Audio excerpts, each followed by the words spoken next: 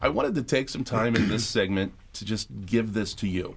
What do you want to talk about? What's on your mind speaking to the people of Pennsylvania here? Well, thank you. This is really nice. Yes, your questioning has been relentless. So you're very good at it. I'm a machine, Governor. Very good. Yeah.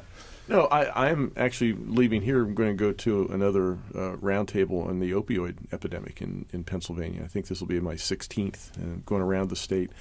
And this is something that has been taken up by Republicans and Democrats, liberals and conservatives, people in rural areas, urban areas, rich and poor. It's affecting people all across Pennsylvania. And just to give you some sense of the magnitude of the problem, 2,500 people died in 2014 of drug overdose. That's more people in 2014, more Pennsylvanians than died in traffic accidents that year. I don't have the number yet for 2015. People are still assembling that from local areas. But all indications are that it's higher than the 2014 numbers. And again, we need to do something about this. These roundtables, Republican and Democratic senators and representatives are accompanying me. We're going around to different community centers and asking local people who have suffered, loved ones who have died or suffering from substance use disorder, what can the state do to help in this regard? And I think there's been some really good suggestions, some down in the weeds suggestions all the way up to some big ones. But I think one of the biggest things is that we can do is move beyond the stigma of this addictive behavior.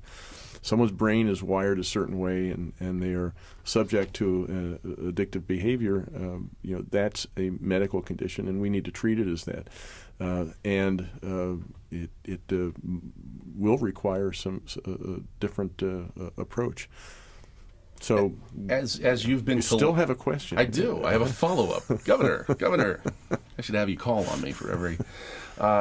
As you've been collecting these poignant stories, is there one that stands out to you, or something that you want to share? There are a number that stand out, and one pattern that everybody I've talked to, these are good people who have died.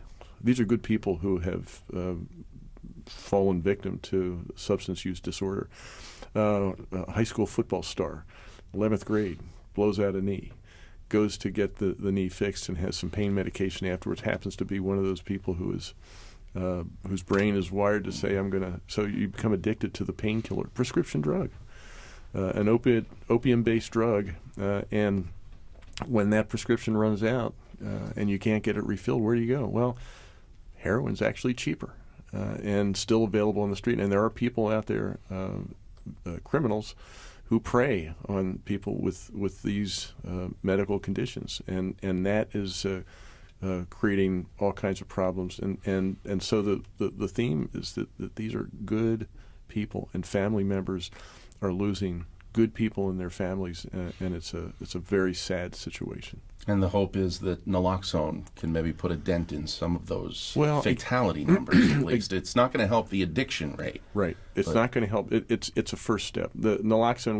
we have saved close to 1,000 lives in just a year. That's an astounding number if you stop and think about it. It is, but then you have to also remember that we haven't cured the addiction. We haven't cured the substance use disorder. What we've done is brought someone back to life and said, okay, let's see what we can do about this, and go into treatment. And we don't have enough beds in Pennsylvania. We have people who still want to deny maybe that there's a problem because of that stigma. We've got to say, let's hand you off now. We brought you back, but we don't want you to go back doing the same thing. And we don't want to be here a week from now administering naloxone to bring you back. Let's get treatment.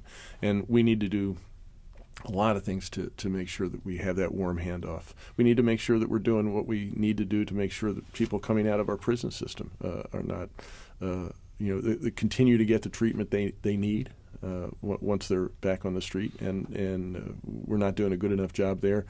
We can do better. So these are the kinds of things that we're all struggling with, and we know we can do a better job. And as I say, Republicans and Democrats are united in wanting to make sure that we have the resources to do that better job.